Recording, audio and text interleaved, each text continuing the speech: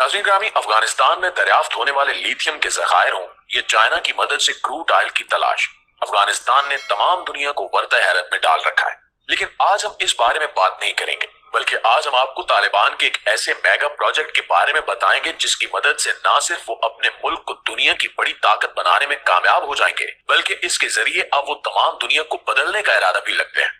एक ऐसा प्रोजेक्ट जो न सिर्फ अफगानिस्तान में तरक्की के नए दरवाजे खोलेगा, बल्कि एशिया की तकदीर बदल कर रख देगा। हम बात कर रहे हैं अफगानिस्तान के कोश टीपा कैनाल प्रोजेक्ट की, जिसके बारे में जानकर तमाम दुनिया हैरान है कि 50 साल तक जंग की तबाहकारियों से मुतासिर होने वाला मुल्क आखिर कैसे इतने वसाइल रखता है कि वो इतने बड़े प्रोजेक्ट को बगैर किसी की मदद के मुकम्मल करने में कामयाब हो जाए। तो नाज़रीन, बरसों से गरीबी, भूख और जंग में घिरा अफगानिस्तान दुनिया की सबसे पहली और बड़ी मसनूई नहर बनाने जा रहा है। 285 किलोमीटर लंबी और 500 फुट चौड़ी इस नहर का नाम टीपा कैनाल है, जो अफगानिस्तान की तकदीर बदल देगी। इस नहर को बनाने के लिए अफगानिस्तान की हुकूमत ने किसी से कोई मदद नहीं ली, ना ही कोई इक्विपमेंट, ना ही कोई इंजीनियरिंग टीम।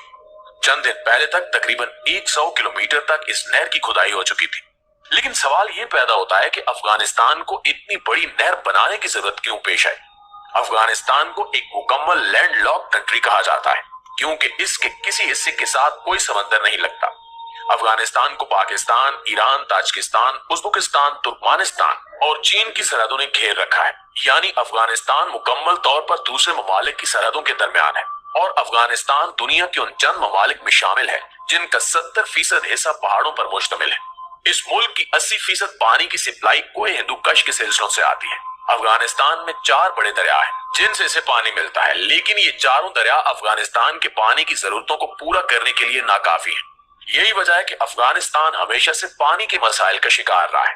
अफगानिस्तान के शुमाली इलाका जात पानी की सख्त कमी का शिकार है, और अमेरिका और अफगानिस्तान की जंग के बाद इन मसाइल में मजीद इजाफा हो गया है। इसलिए फैसला किया गया कि 285 किलोमीटर के फासले तक एक मसनूई नहर बनाई जाए, जो उन तमाम इलाकों को सैराब करे जो पानी की वजह से खुश्क साली का शिकार है।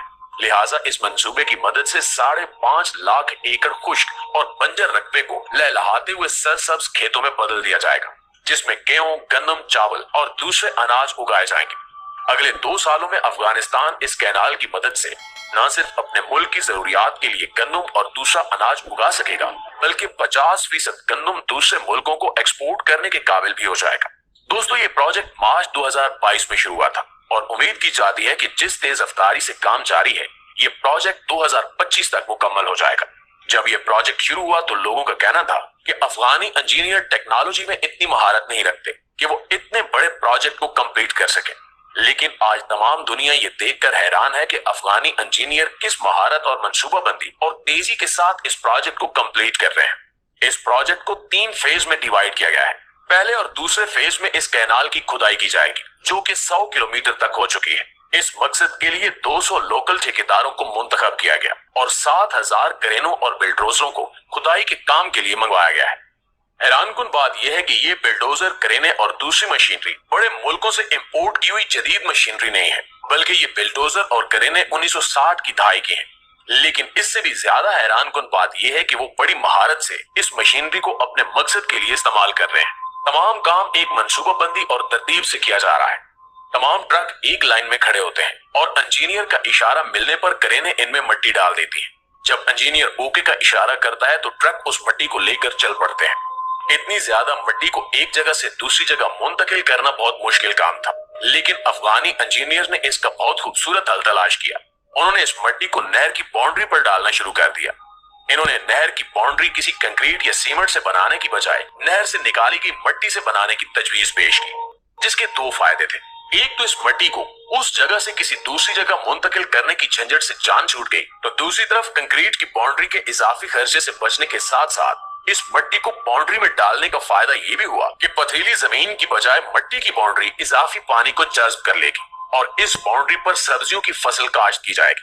दुनिया को ये देखकर और भी हैरानी हुई कि एक तरफ तो नहर की खुदाई का काम जारी है, तो दूसरी तरफ नहर के आसपास सब्जियां, पौधे और दरख्त लगाने का काम भी जारी हो चुका है।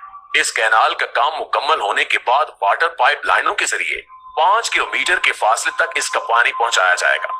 एक बहुत हैरान कुन चीज जो दुनिया के सामने आई वो ये थी कि इस नहर के पास बने ट्यूबवेल और वाटर पंप्स को जलाने के लिए बिजली की बजाय सोलर सिस्टम लगाए गए हैं, जिससे बिजली के इजाफी खर्चे से बचा जा सकता है। इस प्रोजेक्ट को लेकर मुख्तलिफ लोगों ने बहुत प्रोपेगेंडा किया।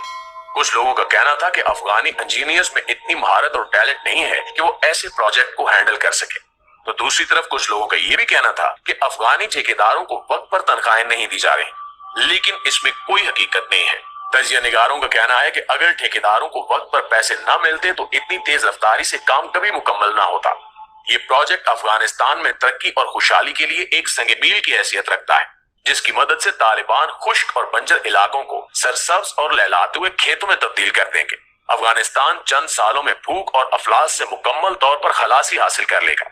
इनके मकामी लोग भी हुकूमत के इस इक़दाम से बहुत ज्यादा खुश हैं, क्योंकि इसकी वजह से इनके खेत सैराब होंगे और वो माशी तौर पर खुद कफील हो जाएंगे, बल्कि दूसरे ममालिक को भी बड़ी मिकदार में अनाज एक्सपोर्ट करने के काबिल हो जाएंगे, जिससे कसीर तादाद में ज़र मुबादला कमाया जाएगा, जो कि अफगानिस्तान के दीगर बड़े प्रोजेक्ट्स पर खर्च किया जाएगा। इसके अलावा ये भी कहा जा रहा है कि अगर इसी तेज रफ्तारी से अफगानिस्तान में काम होता रहा तो उम्मीद की जा रही है कि आने वाले चंद सालों में अफगानिस्तान एक बड़े ज़रई मुल्क की हैसियत से दुनिया के नक्शे पर उभर कर सामने आएगा।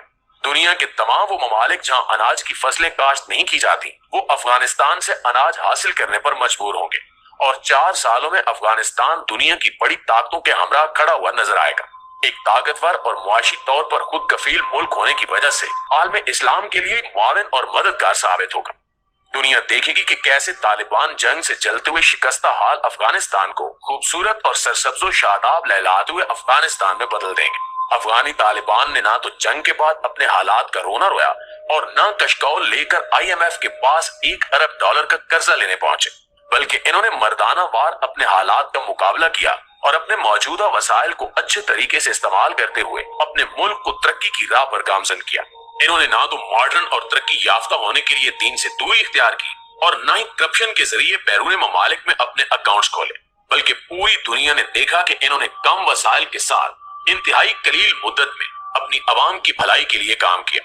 हम जहां एक तरफ अफगानी इंजीनियर्स को महारत और जिद्दत से पुरानी मशीनरी के साथ मुनज़्ज़म तरीके से काम करते हुए देखते हैं, तो दूसरी तरफ नमाज के वक्त इंजीनियर्स और कारीगरों को तपते हुए बंजर इलाकों में अपने खुदा के आगे सजदा रेज होते हुए भी देखते हैं। सोचने वाली बात यह है कि हम जानते हैं कि अल्लाह ताला ने पाकिस्तान को बेबहा कीमती खजानों से नवाजा है, तो क्या हमारे पास वसाइल की कमी है या फिर अफरादी कुव्वत की?